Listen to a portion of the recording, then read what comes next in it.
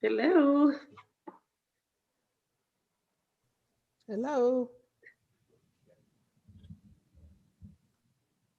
We're going to get started in just a second.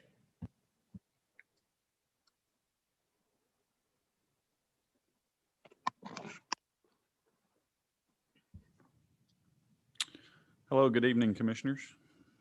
Good evening. Good evening. Oh, All right, I've got 7 o'clock by my watch, so we will call this meeting to order.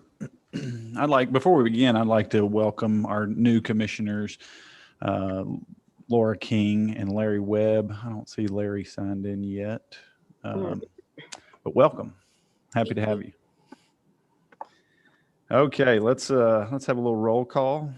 Ms. Fincher, present. Mr. Gaynor,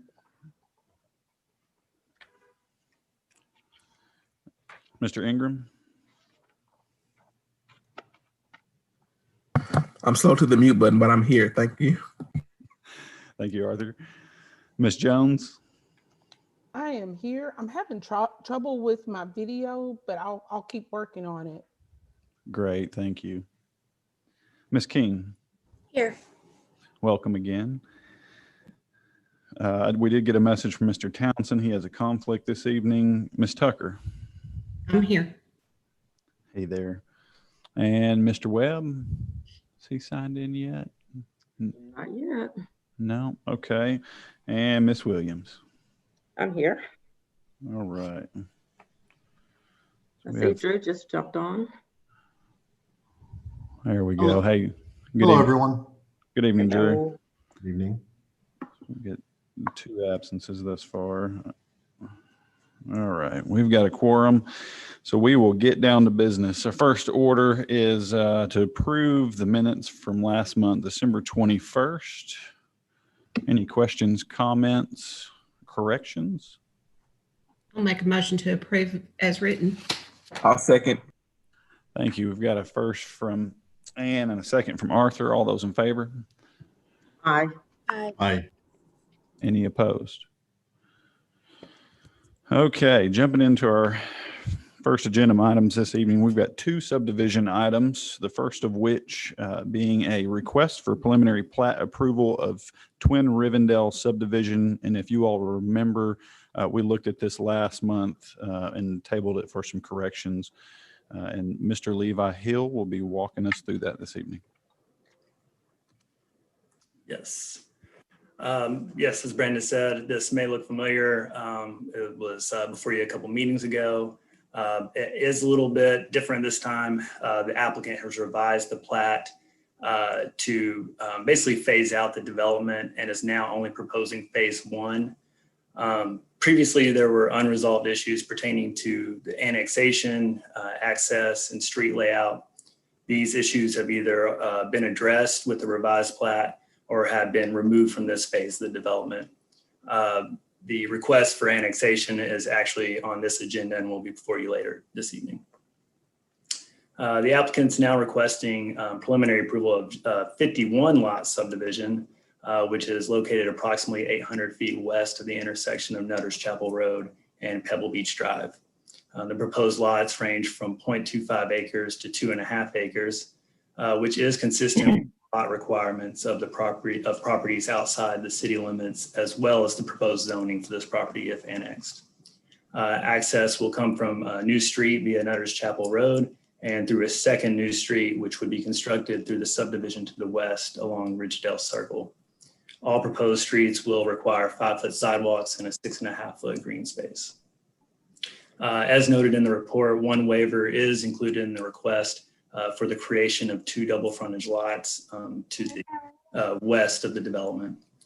Staff recommends approval of phase 1 of the preliminary plat contingent upon the completion of the amended punch list and the associated conditions of approval as noted in the report. I'm happy to answer any questions.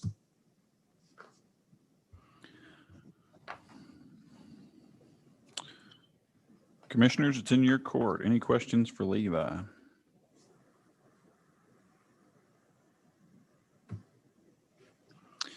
Even though this isn't a public hearing item, I do believe we did have some public comment.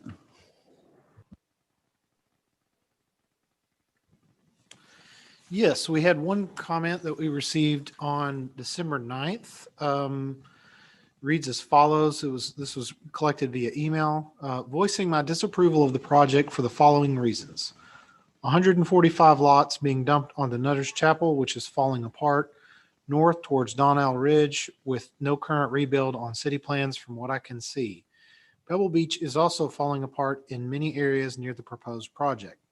The addition of homes will also add additional heavy truck trips onto the roads falling apart. Second egress, ingress dumps onto Ridgedale Circle, which has had no improvements and then intersects with Old Military Road right at the entries to Carol Lewis Elementary School just past the crest of the hill. Property is in the county currently, and the entry into the property without a proper road right of way, and do not see an annexation request yet for the property, no access to future South Salem extension to the south of the property is shown on their first preliminary plat. Living in the area, the increased traffic and lack of infrastructure upgrades with regards to utilities and roads is troublesome for that many lots as well as terrain. Thanks, Jason Lyon, 2971 Eggman Lane. Thank you, sir. Commissioners, any further discussion, questions, or comments?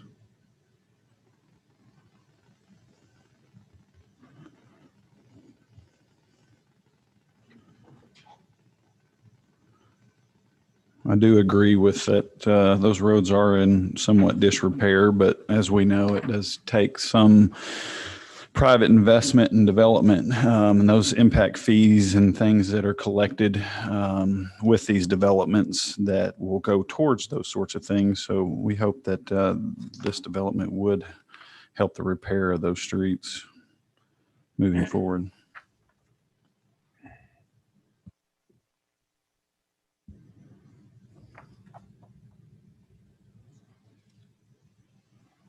Any further discussion?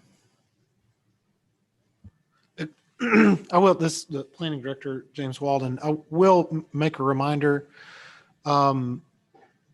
Based on the reviewing capacity of the planning commission when reviewing plats, largely the job is administrative in that you are verifying that the plat complies with the regulations.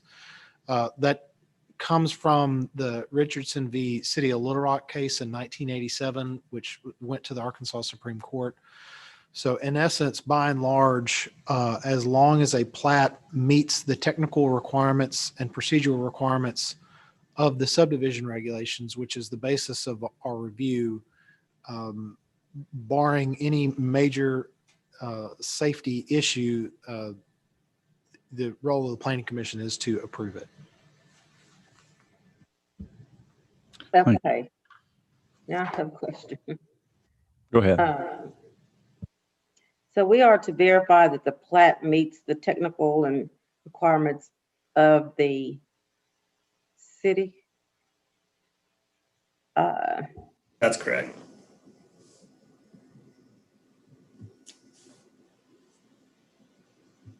Do we have anybody online to speak in favor of this request from Tyler Group? Or This Tim Tyler. I'm online. I'm not sure my picture's up, but I'm online, and I do speak in favor of this.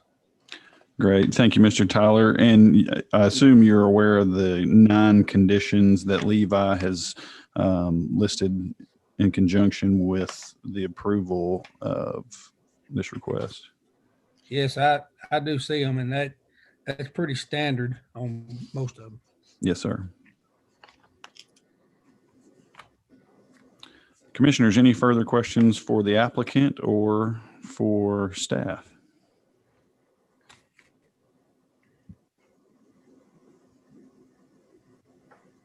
Love to entertain a motion.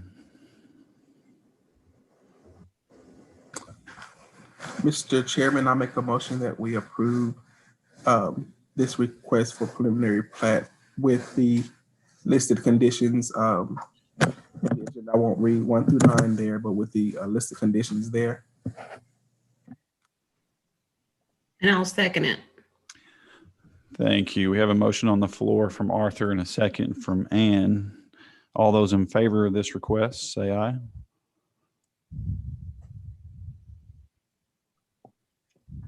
Aye. Any opposed? And any abstentions?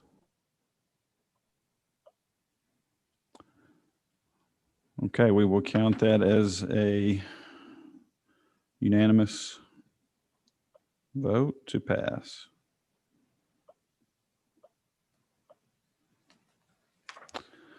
Thank you. Moving forward, on to our second subdivision item this evening, which is a request for preliminary plat approval of South Crest PUD subdivision.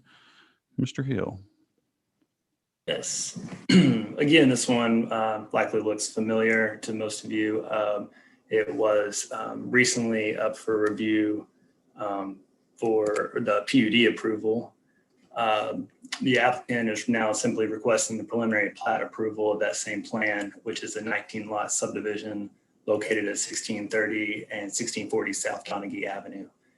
The property is recently, as said, zoned PUD and proposes lots from 4,300 square feet to roughly 5,600 square feet, which is consistent with the lot requirements of the approved PUD.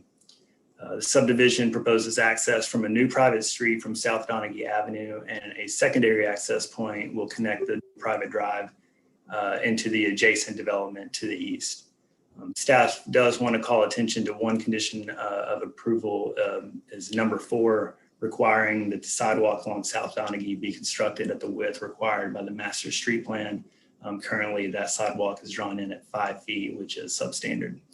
Other than that, no waivers were included as a part of this request, and staff has recommended approval of the preliminary plat contingent upon the completion of the amended punch list and the associated conditions of approval as noted in the report. I'm happy to answer any questions. Commissioners, the floor is yours.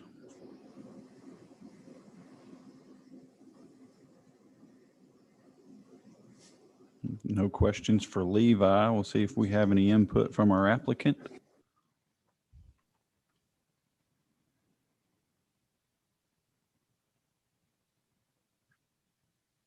All right, seeing that there is none, we'll bring it back in for discussion.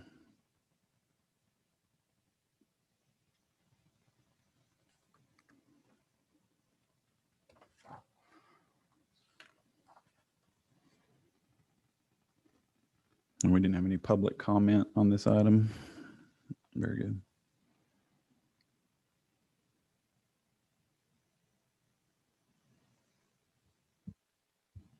Commissioners, what say you?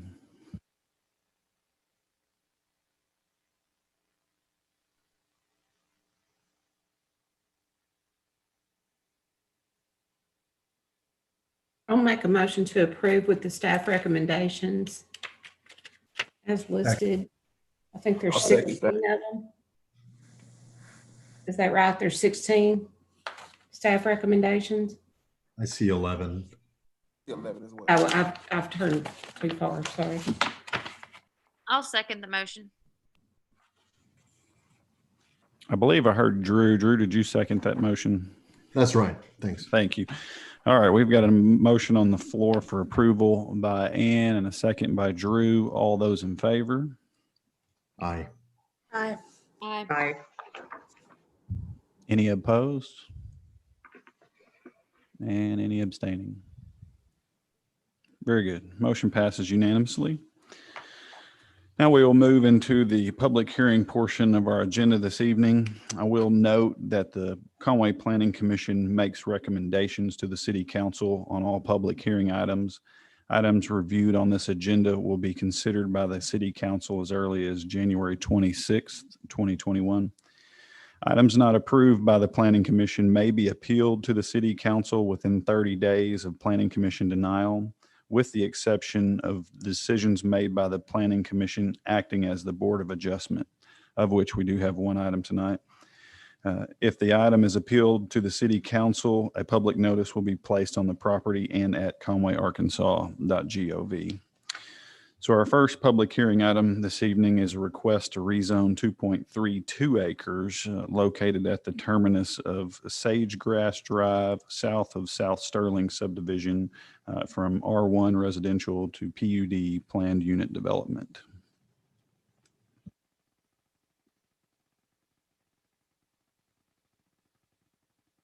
And I believe we have Ms. Skeeto to walk us through this request. Yes, good evening. Good evening. So the applicant for this property, they're seeking to rezone the 2.32 acres to PUD. It's currently zoned R1 and it is located immediately south of phase 1 of this same development, South Sterling PUD. And of course, it's for the purpose to develop the next phase of this project. The applicant is proposing 15 single-family lots in this phase, and it will be accessed by the extension of the existing Moody Gardens.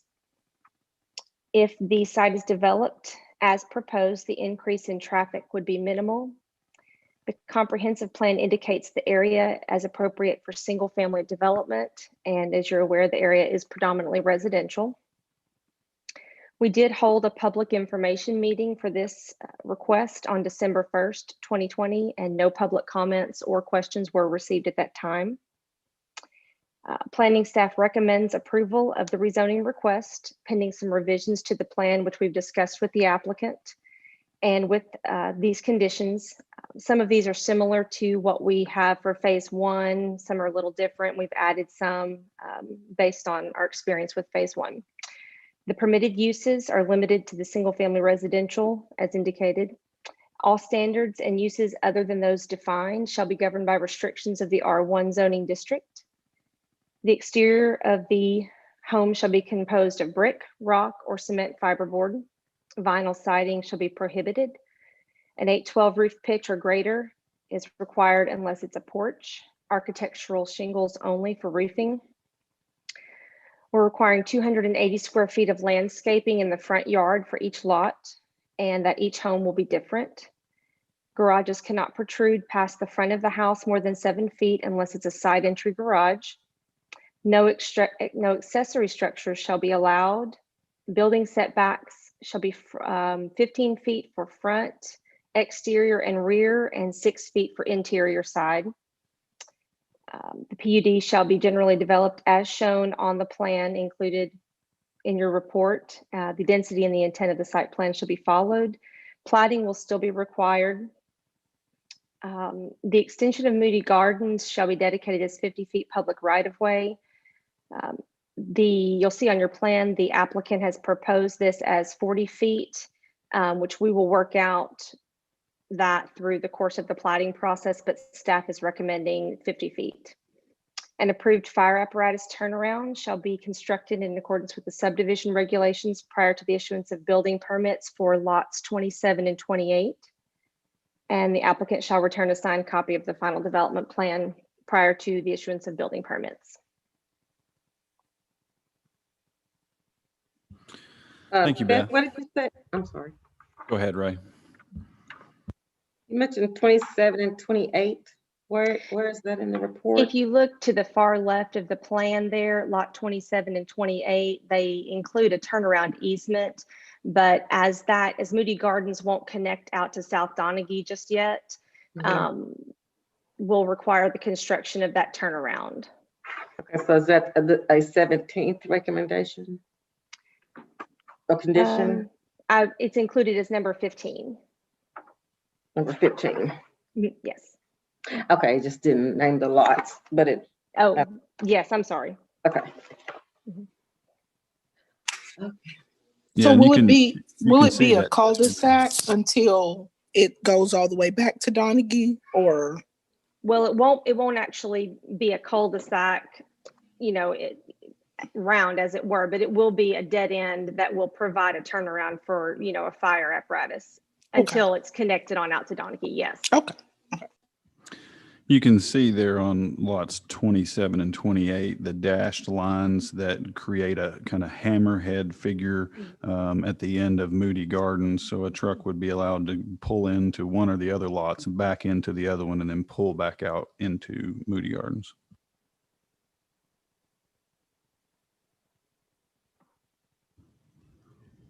Any further questions for Beth?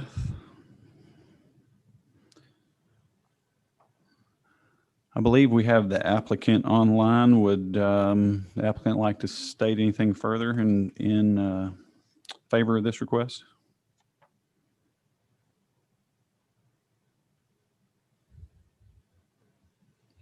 All right. Do we have any opposition to this request?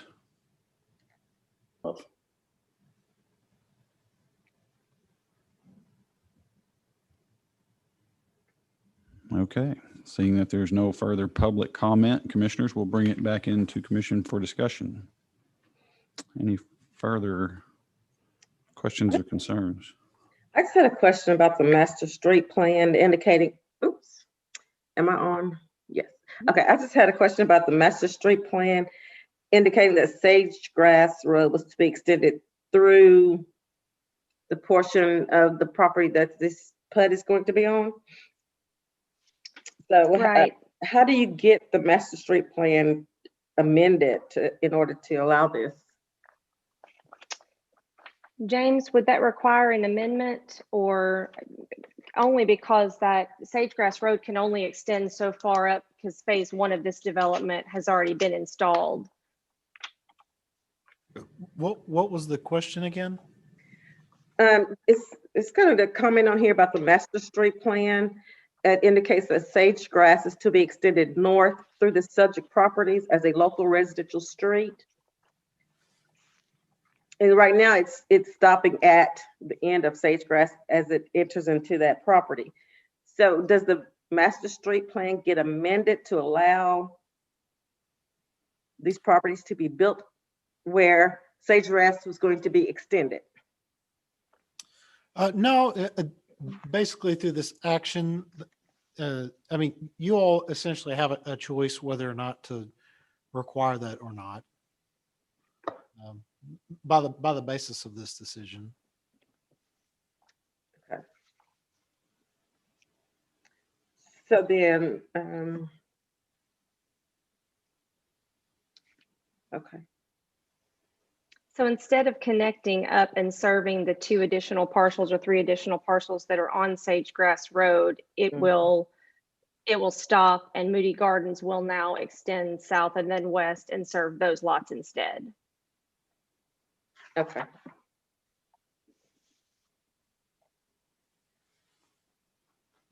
Okay, I see.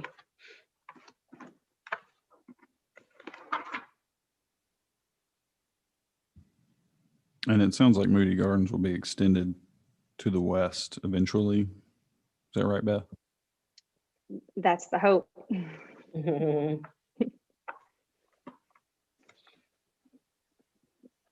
Well, this is the one that had the 16 conditions, so I'll make a motion to approve with the 16 conditions. I'll second. Thank you. We have a motion on the floor by Ann and a second by Ray. All those in favor to approve this request to rezone from R1 to PUD? Aye. Aye. Aye. Any opposed?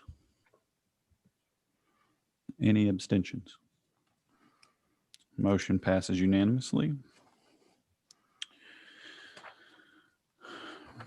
All right, moving on to item 2B this evening, we have a request to for a zoning variance, for reduced side setback. Mr. Hill. Yes, the applicant is requesting approval of a zoning variance to reduce the required 6-foot side yard setback for the property located at 3398 Tuscarora Drive. So a little backstory on this: the applicant submitted a building permit application for single-family residence that was subsequently issued. Upon further inspection, it was discovered that there was a surveying error that was made, and it resulted in the foundation essentially being poured 2 feet into the required side yard setback. Therefore, the applicant is now requesting a 2-foot reduction in the required 6-foot setback to allow 4-foot setback. Staff notes that the neighboring lot also has a house under construction that it features a side setback of more than 6 feet.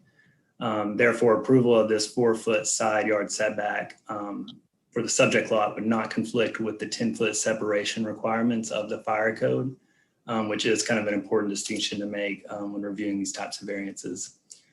It should also be noted that the variance, if approved, would only apply to the portion of the lot that is developed with the existing encroachment. So it would not allow any future encroachments into that setback. Staff recommends approval of the request, as granting the variance will allow for appropriate development of the site without harming adjacent property. And I'm happy to answer any questions. It was just the one house, wasn't it? That's correct. I will add, in part, this variance is necessary due to one of a staff error that we had. We are working to correct to ensure that that does not happen again. So making some necessary internal controls. So we do ask that this be approved though, as staff. Well, I make a motion that we approve the reduced side setback for. Ray, I had a question real quick before you guys continue. So, and I agree with what James said. I was just thinking about the consequences if we didn't approve it would be that they would have to, tear up or dig up the foundation. So I don't think we would want to do anything to negatively impact the homeowner. So just a comment. That's right. You can see in the top right photo of page 19 of your report, that slab has been poured. So it's not just the foundation. They would essentially be taking off 2 feet of the entire left side of the house. But you can also note that it appears the garage is going to be on the right side of that home. So the side that has the encroachment wouldn't necessarily have a driveway or anything else. And I agree with staff that that only applies to the encroachment and wouldn't apply to any further accessory structures or anything else. Okay, thank you. So do we have anyone online representing the applicant to speak in favor of this request? That's pretty true. Yes, this is Bobby French, Central Arkansas Professional Surveying. And yeah, and Hal owns both of those houses too, on both sides. So, it's not like it's a different person. He owns the house, and I think it's going to be a rent house, so he owns both of those. So it's not really affecting the person next to him. Thank you, Bobby. Commissioners, do you have any questions for Bobby? I don't have a question for Bobby, but being a newbie, I just have a general question. I understand the need for the variance. My question is, are there any future implications of awarding a variance like this for other entities to come back and try to get variances for other things? That's unlikely. So as James pointed out, there's kind of 2 errors here. So typically these things would be caught at the permitting stage as well. So that's kind of what makes this a unique situation that's really unlikely to be exploited in the future. And I'll add, Laura, yes, we do see setback variance requests quite frequently. And a lot of times it's based on creating, if there is some sort of hardship. Majority of the time there is not a hardship because they can't build what they want to into that setback. But here in this case, it's already been constructed. And so we would be creating a hardship for them by denying the request. Thank you. Absolutely. And normally in this instance, if let's say that the Planning Commission didn't act on this, then in that situation, staff's approach to this usually would be to allow it to continue. We wouldn't normally require that it be torn up. But what happens in those situations is then it creates sort of this ongoing issue that if this were ever sold or closed, whenever someone did title investigations on that, then that would come up and it would become a sort of an issue with the title work. And and so it becomes a real problem. And because this was in part a result of a staff error, we didn't want to have that sort of potential problem cloud that title work for the property in the future. Yeah, and I believe we had one of these, just like he's saying, a few months ago in Weatherstone. There was a house that had been sold, and through that title work process of that house being sold was realized that the home was built over into the setback. And so we kind of gave a variance after the fact so that they would be in compliance. Well, James, I'm just glad to know that your staff's actually human and maybe they make a mistake every now and then. So I'm glad that to know that you guys are human. Some of us more human than others, right? Touche. That's what controls are for, to control us humans. That's right. All right, commissioners, love to entertain a motion. I think we were on the brink of one before we went further into discussion. I make a move that we approve the variance, the reduced setback for this property. I'll take the second. Thank you. We have a motion by Ray and a second by Rebecca. All those in favor? Aye. Aye. Any opposed? Any abstaining? Motion passes unanimously. Thank you. All right, moving on to item 2C, we have a request for annexation for the subdivision that we looked at earlier. In the subdivision, this is 66.87 acres south of Nutter's Chapel. Ms. Skeeto. Yes. So as you said, again, coming back to this annexation, you previously reviewed phase 1 of the plat for this property. It's about 67 acres located south of Nutter's Chapel Road and east of Ridgedale Circle. The applicant is requesting that the property be zoned R1 if annexed. Staff concurs with this request as the comprehensive plan indicates the area is appropriate for single family development. The annex, as we just said, the annex property is planned to be phase 1 and then future phases of the Twin Rivendell subdivision. The applicant will be required to coordinate with Conway Corporation for approval of the proposed water and sewer design, and of course to install all fire improvements for development. But beyond that, all departments support the annexation and planning staff recommends approval of the request. Thank you, Beth. Mm-hmm. Do we have anyone online to speak in favor of this from the applicant's point of view? This is Tim Tyler, land surveyor, and this application is pretty much, we need to do this to be able to develop this property, and we do not see any adverse or any problem with doing that. The terrain is going to be probably the biggest effect of it because it's pretty hilly, and the sewer and water, Conway Corporation is going to be doing the design for the sewer and water on this one, and they have assured us that they can sewer and water it and get all the utilities to it.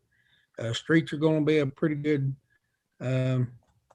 challenge. As you can see on the plat, we had to do some finagling on the streets to get the right percentage on the slopes, and we'll have to continue to do that for the rest of it. But it's in the Conway's territorial jurisdiction, and we had asked for it to be annexed into the city limits. Thank you, Mr. Tyler. And I kind of do like the street layout. It's organic in nature, a little something different. I would like to ask, I see here in the plat we were just looking at in phase 1, and then there's 2 additional phases.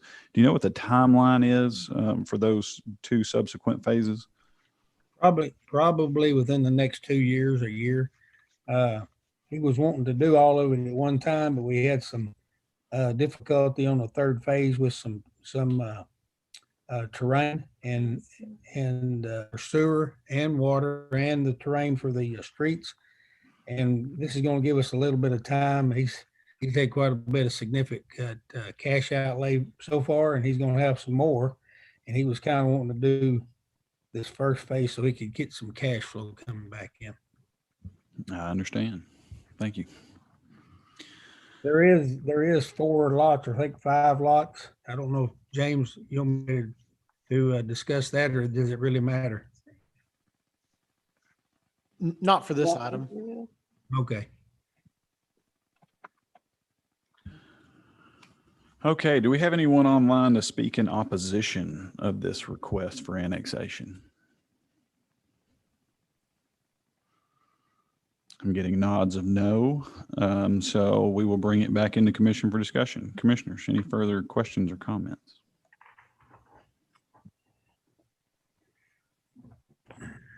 I guess I didn't notice this when we looked at the plat, subdivision plat approval, but the walking trail goes through that property. I guess it doesn't matter. I believe as part of the plat review, we had indicated a trail easement to run along with the sewer easement in that part of the property. A trail easement? That's correct. There should be a condition of approval associated with the plat.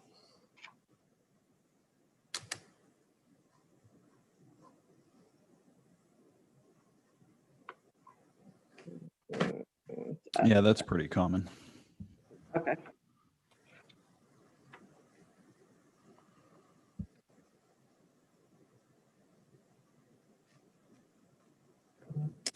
Yes, it's noted under corrections needed on plat.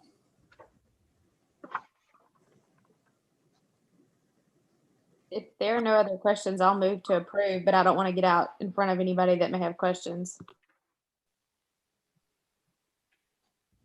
Rebecca, the floor is yours. Move to approve. Second. Thank you. We have a motion from Rebecca and a second from Drew. All those in favor? Aye. Aye. Aye. Any opposed? And any abstentions? Motion passes unanimously. Thank you very much. Thank you, Mr. Tyler. Good luck. Okay, item 2D, we have here a request to rezone from A1 to R2 out on the southeast corner of the intersection of Lower Ridge and East German Lane. Ms. Skeeto. Yes, so the applicant is seeking to rezone approximately 17 acres there at that southeast corner. And the comprehensive plan, along with the Lower Ridge Road corridor study, indicate that the area is appropriate for traditional neighborhood development, and also a portion of the property is commercial.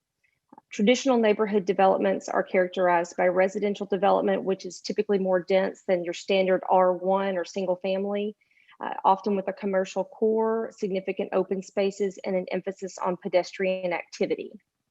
The proposed R2 zoning is more consistent with the traditional neighborhood development designation than the current zoning of the property, which is A1.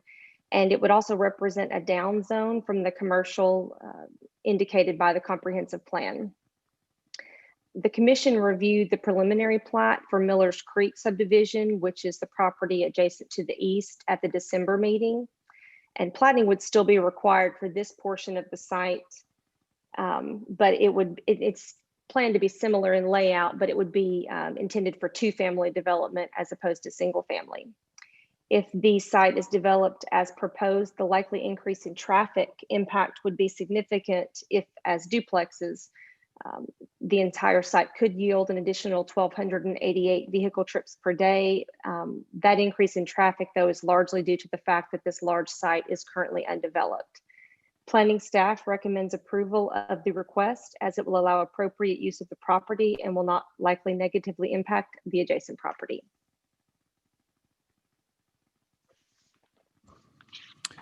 Thank you, Beth. We have anybody online to speak in favor of this request? This is Bobby French with Central Arkansas Professional Surveying.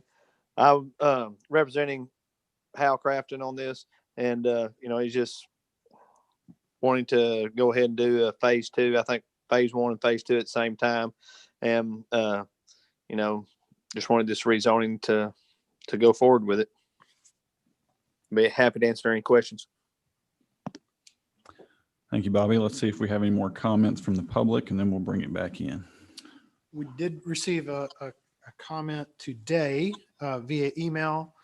The comment reads, I'm writing regarding the zoning of the large tract of land on the corner of East German and Lower Ridge Road. I own the adjacent property to the south at 2080 East German. My concern with this development and the subdivision being built across the street is that the narrowness of East German is going to make a narrow country road even more dangerous with much greater average daily traffic. The mailbox for my property has been damaged/destroyed in excess of 10 times in the past 3 years. Multiple cars have also run off the road into the ditches on both sides. A minimum of 4-foot shoulder needs to be constructed with a middle turn lane so traffic can safely and efficiently travel this road. If this road is not addressed as part of this project, the area should not be allowed to expand until the road safety is addressed. I write my comments as a landowner adjacent to the property being developed, but I was also on the Conway Planning Commission for 5 years, and I have been in the road building business for nearly 30 years. Widening this road is key to safely expanding development for this area. I urge you to strongly consider this recommendation before moving forward with more development for this section of East German. Thanks for your time, Terry Sasong, 2080 East German Lane, Conway, Arkansas.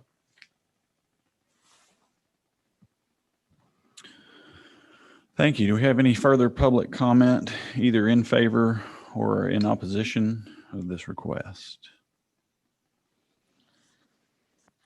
I do want to, this is Bobby French again. I do want to state, part of, when these developments, when they build these homes, they pay impact fee, so the impact fee, a large portion of that goes towards streets. And, so that does allow for the street department at a later date to take that money, for the subdivision to the south, there's 100-something lots. This subdivision, is going to be, several hundred lots. There'll be, a significant amount of money paid by the people building houses in there to help pay for that street, a possible future, development of that street.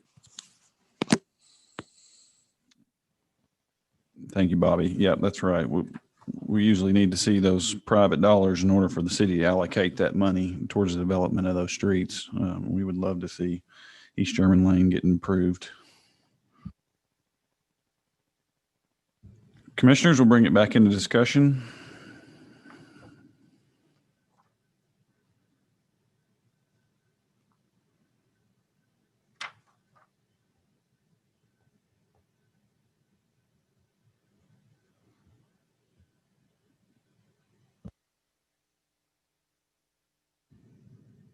Like to make a motion for approval.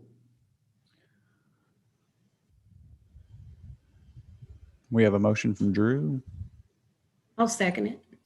and a second from Ann. All those in favor?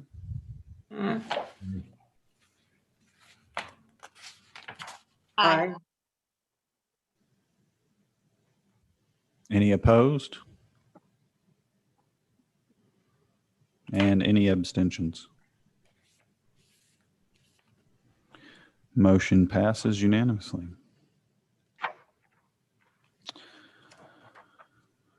Okay, item 2E. This evening, I believe this is our last public hearing item, correct? And this is a request to rezone also from A1 to an R1. Mr. Hill. Yes, applicant is requesting a rezoning from A1, which is the agricultural zoning district, to R1, which is the single family residential zoning. The property is located at 4725 Prince Street. It's currently developed with a single family residence and an accessory structure. The applicant is not proposing any changes to the uses on the site as a part of this request, just simply a request to rezoning from the A1 to R1. The comprehensive plan designates this property as single family residential, which is consistent with the applicant's request. Staff notes that given the existing single family use, the projected traffic impact, it's expected to be very minimal. Any additional single family development is anticipated to generate approximately 9 vehicle trips a day. Staff recommends approval of rezoning requests as it allows for appropriate use of the property and is unlikely to result in any harm to adjacent property. I'm happy to answer any questions.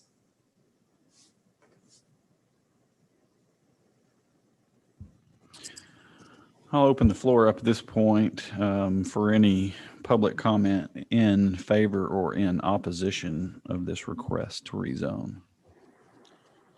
Well, I'll definitely be abstaining, but I just wanted to comment that the picture on page 31, which shows a shop that is there and will remain there, was a long time ago, I believe, was a tractor repair shop, and it is no longer being used for that.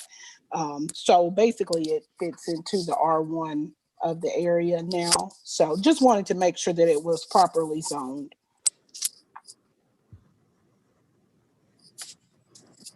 Thank you, Ms. Jones. And I assume, and like I heard, there's no intent to alter the property or add to it or anything. I got you.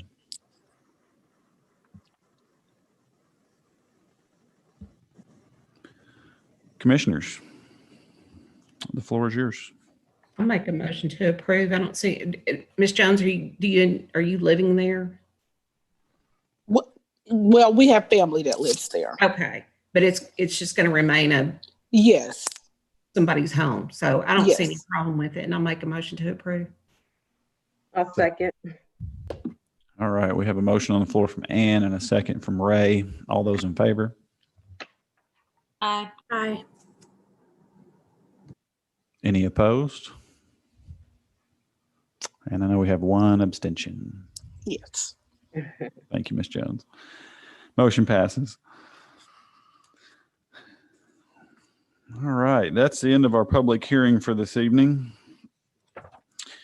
Now we'll move into our general discussion. I think the only thing we've got on tap here is the election of our 2021 officers.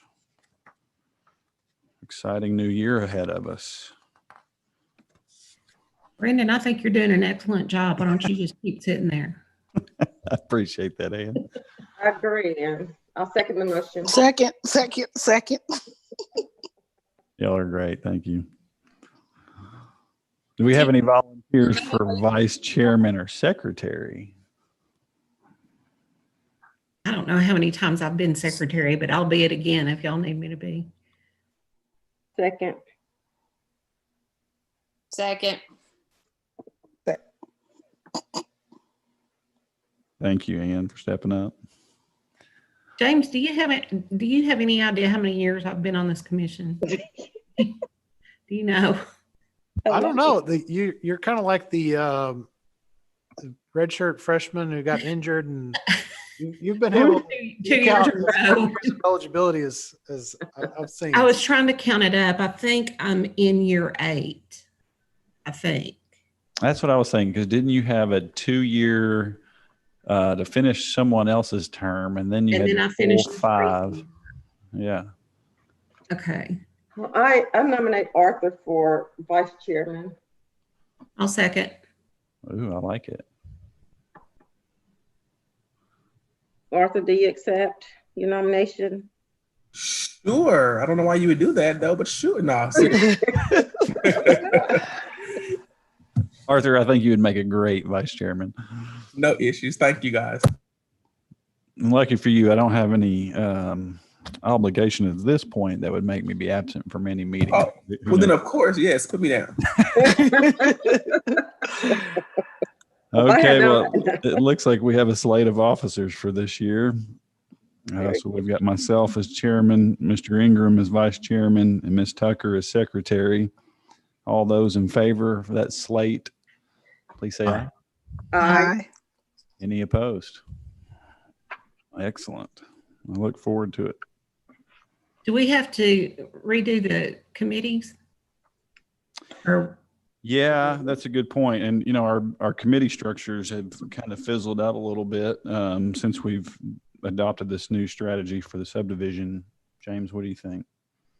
We can set out assignments to the commission, and if you don't have problems with the assignments, then we'll just solidify it as those are. sounds good. Sounds good to me too. And I hope everyone has gotten their financial interest forms turned in. Yep. I think Can we end of the month. email those, or do they need to be the originals? They need to be the originals because it has to be notarized. Okay, well, I've got it notarized. It's just still sitting in my desk drawer. I'll get it over there though. Beth, can she And- email that? And there's a Dropbox that somebody told me about right there at the post office. Yeah, I think we need the original right there on the Main Street side of City Hall. There's a black Dropbox. You could drop it in, Ann, if you can. I will do it. Thank you. I have not received one of those forms to fill out. It's for 2020. Yeah, Oh. Laura, you're good. You won't receive one till next year. Well, I'm worried about Mr. Webb. Well, he called. I don't know how he got my phone number, but he called me. He couldn't get logged in. I texted him several different things, but I don't know that it worked for him. So he may need some help after this meeting, but he did try throughout the entire meeting to get on. Okay. And he was successful at joining our Zoom meetings when our interviews and subsequent meetings. But it's understandable to have some technical difficulty in this day of technology. So, Yep. Speaking of which, once everybody's vaccinated, do we get to come back? Or are we going to continue Zooming? good question. Well, will it depend on if the public is vaccinated that comes in? I mean, they're away from us. They're more than 6 feet away, but. I don't know. I got vaccinated today, so I'm ready to roll. I see. I'm ready to see people. It's like, let's go. I'm ready to come back. You got to get two vaccinations and I know. free to roam. Once the city council starts meeting again in person and City Hall opens, we'll be back to having in-person meetings. Okay. But it's hard to say when that'll happen and when it will be safe. Obviously, we prioritize the safety of you all as commissioners, safety of the public as well. So those will all be factors that go in. But there's a little bit of we'll kind of follow the lead of the mayor on that. Gotcha. I'm feeling a little bit bulletproof today since I was vaccinated. All right, Mr. Commissioner, if there's no further business, I'll make a motion to adjourn. I'll second. So moved. Y'all have a wonderful evening. You too. Thank you. See you next month. Okay.